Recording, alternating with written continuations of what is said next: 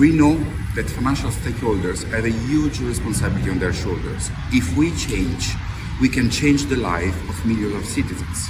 We are part of the EU next generation. We can give opportunities to citizens and help them in managing challenges. So we need to take action.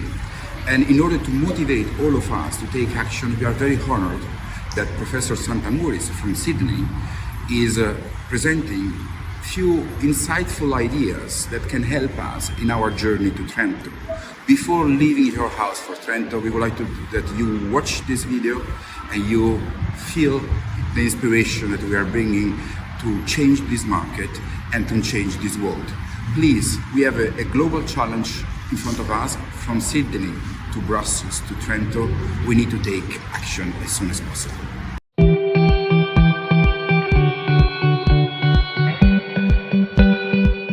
Mat Santamouris, Professor at the University of New South Wales, Sydney, Australia.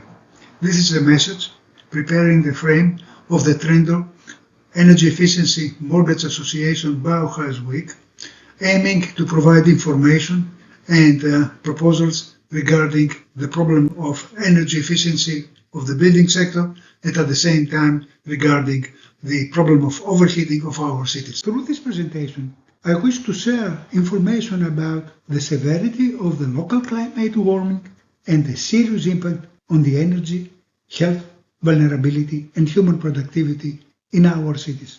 Also, I will briefly present you ways to counterbalance overheating and propose you a new frame of financial and legislative policy tools to alleviate local climatic warming and cool our cities. Buildings comprise an extremely important economic sector. The sector has a total budget close to 13 trillion American dollars and accounts for 13% of the world GDP. It is the second most important employment sector after agriculture, counting for about 11% of the world workforce, employing directly more than 180 million people and indirectly offering employment to an additional of 220 million people.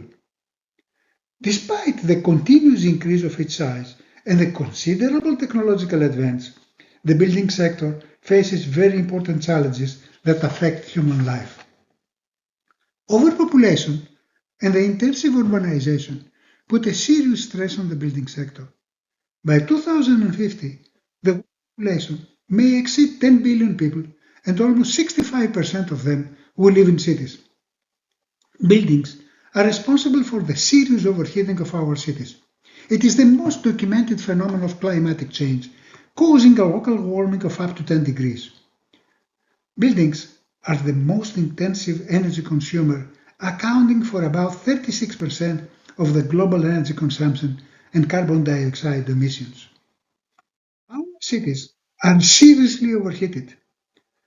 There are 13,000 overheated cities. 1.7 billion people is living under severe overheating conditions.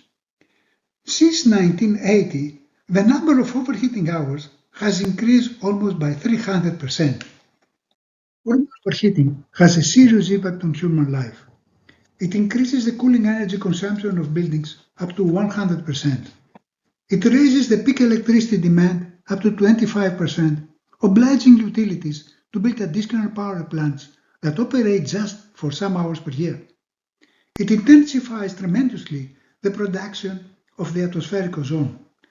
It increases heat-related mortality and morbidity up to 50%, and it affects very much mental health.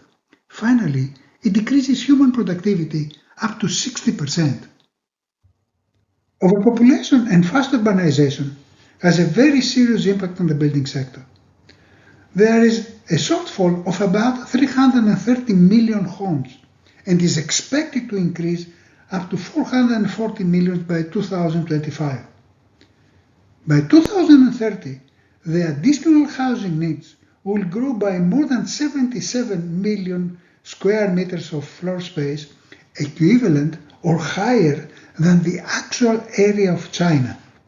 More than 225 billion square meters of floor area will be built in emerging economies and mainly in India, Indonesia and Brazil. it is characteristic that we build a new Paris per week. It is more than sure that successful management of the urban population and satisfaction of their basic needs of housing, environmental quality, health, and energy provision is a major challenge for the building sector. Unfortunately, the current energy policies, the building practices, and the economic conditions in the emerging economic countries reduce seriously the expectation for the adoption and implementation of an adequate design and construction technology for the new local building stock. To satisfy the current climatic engagements, new buildings should present an almost zero energy consumption while protecting the residents from extreme climatic events, promote resilience, and guarantee the health of the well-being of the population. Future climatic predictions foresee a very serious intensification of the urban warming, and future urbanization is expected to affect tremendously the urban temperatures. It is foreseen that by 2050, more than 970 cities will present average summer temperatures higher than 35 degrees. There is 3 times more cities than today. In parallel, the urban population exposed to very high temperatures may increase up to 800%, reaching 1.6 billion people. Intensive research carried out the last 20 years has increased considerably our technological potential to mitigate the urban heat and adapt buildings and cities to the new climatic conditions. The development of advanced mitigation technologies has permitted to decrease the peak temperature of our cities up to 3 degrees, to decrease the cooling energy consumption up to 50%, to reduce heat-related mortality and morbidity more than 40%, and alleviate the summer energy poverty in cities. In parallel, the development of very efficient energy conservation technologies in combination with renewable sources allow to build cost-efficient zero-carbon buildings and settlements. Unfortunately, our current actions in relation to urban built environment are still falling short of the Paris objectives, as they are not sufficient to ensure a trajectory that is consistent with the set targets for 2050. It is now time to set as a goal a minimum urban overheating threshold. To achieve such an ambitious target, we need to define a new financial and legislative policy frame for cities, involving new and innovative financial tools and policies, like the new urban financial tools, urban green bonds, urban sustainable real estate, urban microfinance, financial urban business-led innovation, urban building private partnerships investments for development of large-scale urban mitigation and adaptation projects. It is time to put a price on urban warming, to accelerate urban cooling, and finance urban heat mitigation and adaptation. It is very critical to value urban overheating with liquidity.